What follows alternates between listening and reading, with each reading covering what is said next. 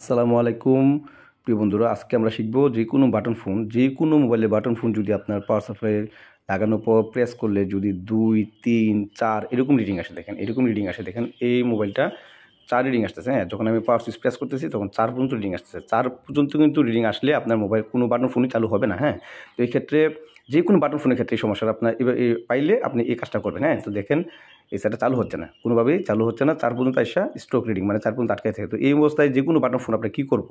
যে কোনো বাটন ফোনের ক্ষেত্রে এই কাজটা একই।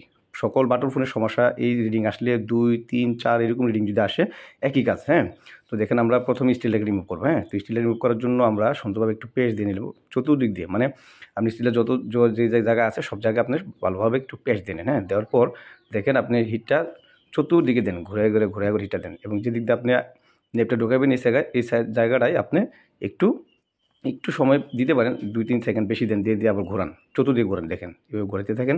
এখানে কোনো ধরনের চাপ প্রয়োগ চলবে না, শুধু আপসে উঠতে হবে, একমাত্র নিজেই স্টিলে উঠবে। হ্যাঁ, আপনি এখানে কোনো ধরনের চাপ প্রয়োগ করার দরকার নেই। হ্যাঁ, যদি জাস্ট আপনি নেপটাকে একটু হালকা প্রেশার দেন উপর দিয়ে ওঠার জন্য। হ্যাঁ, একটু হালকা, বেশি প্রেশার দেওয়া যাবে না। এখানে বেশি প্রেশার দিলে আবার আপনার লাইনগুলো ছিঁড়ে যেতে পারে। হ্যাঁ, তো দেখেন আমি স্টিলটা সুন্দরভাবে তুলে নিলাম। নেওয়ার পর দেখেন এই মোবাইলের যে পাওয়ার এসিটা আছে বা সিপিইউ বলেন, পাওয়ার এসি বলেন, যাই বলেন, এটা অল ওভার দেন, মানে এটা একের ভিতর 3। তো আমরা কী করবো, এই আইসিটাকে শুধু জাস্ট রিহিট করে দেবো। তো দেখেন এই মোবাইলগুলো কী হয় মূলত সমস্যা, বাটন ফোনগুলো ধরেন আপনার হাতেতে পড়ছে অথবা পানিতে পড়ছে, তখন যদি সেটটা হঠাৎ করে চালু না হয়, হ্যাঁ, তো এরকম রিডিং আসে, 2, 3, 4 রিডিং আসে। তো যদি এক রিডিং আসে সেক্ষেত্রে শর্ট থাকার সম্ভাবনা থাকে। হ্যাঁ, এক রিডিং আসলে। আর অটো রিডিং শর্ট হলে তো আমি অটো রিডিং ভিডিও আমার অলরেডি অনেকগুলো দেওয়া আছে, আপনি দেখে নেবেন যে অটো রিডিং শর্টগুলো কী করতে হয়। আর যেহেতু এটা সমস্যা রিডিং শুধু 2, 3, 4 এরকম আসে, যেহেতু এটা 4 আসতেছে, তো দেখেন শুধু জাস্ট আমরা যে আইসিটা আছে আইসিটাকে আমরা একটা মানে পজিশন থেকে একটু নেড়ে দেবো। হ্যাঁ, মানে জাস্ট হালকা একটু রিহিট করে দেবো, এটাকে রিহিট করে আমরা আইসিটা একটু লাড়া দিয়ে দেবো সুন্দর করে। হ্যাঁ, হালকাভাবে। হ্যাঁ, তো দেখেন যেই মোবাইলে আমরা যেভাবে লাগাই আইসিগুলো লাগাই ঠিক এইভাবে, আইসি যখন আমরা বসার সময় যেভাবে লাগাই ঠিক এইভাবে আমরা একটু জাস্ট একটু নাড়া দেবো আইসিটাকে। দেন একবার দিলাম, 2বার, 3বার দিলাম। হ্যাঁ, দেখেন এখন জাস্ট আমরা হিট দিয়ে দেবো আবার সুন্দর করে বলগুলো সবগুলো পুরোপুরি বসার জন্য।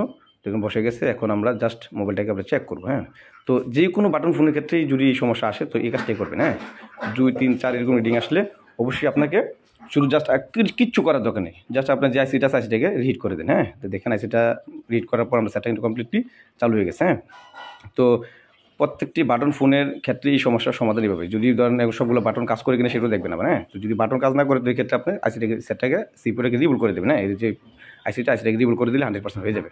তো দেখেন আমাদের বাটনগুলো সব ঠিক আছে। তো আমাদের প্রত্যেকটি কাজ আপনার ভালো লাগলে অবশ্যই আমার চ্যানেলকে সাবস্ক্রাইব করে রাখবেন। ভালো থাকবেন। আল্লাহ হাফেজ।